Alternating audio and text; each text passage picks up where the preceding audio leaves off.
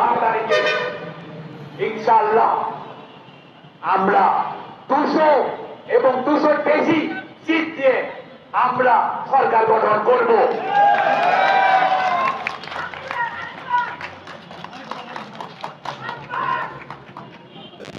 জামাত কোনদিনও 10% 7% বেশি ভোট পায় নাই এবং এই মিথ্যাচার যা আমরা সারাদিন আজকে বললাম সেটা আমি রিপিট করবো না।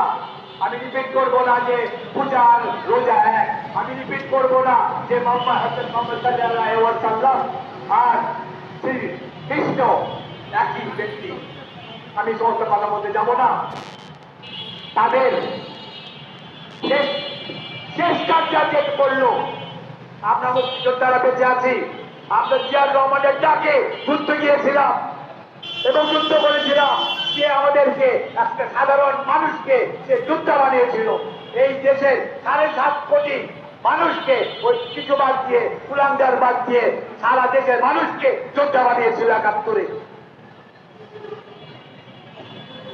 আমরা আজকে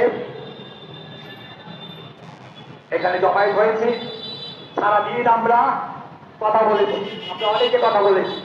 কতজন কথা বলেছি আমরা? নজরুল ভাই, আমরা কতজন কথা বলেছি আজকে? নজরুল ভাই, কতজন কথা বলেছি? আমরা প্রায় 40 জন কথা বলেছি, সারাদিন কথা বলেছি জামাতের বিরুদ্ধে, খুনিদের বিরুদ্ধে, ধর্ষকদের বিরুদ্ধে, পরাজিত শক্তি 71 তাদের বিরুদ্ধে। কারণ গায়ে পায়ে পাড়া দিয়ে তারা আমাদের সাথে ঝগড়া করেছে।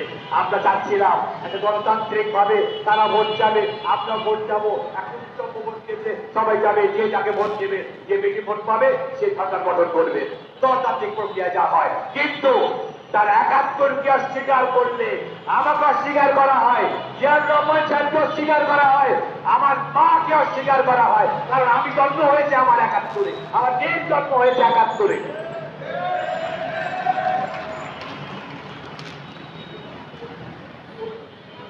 বারো তারিখে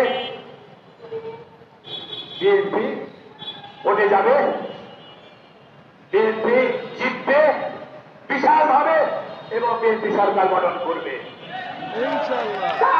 তারপরে আমরা বিবেচনা করব আমরা এই জামাতকে নিয়ে কি করবো। তখন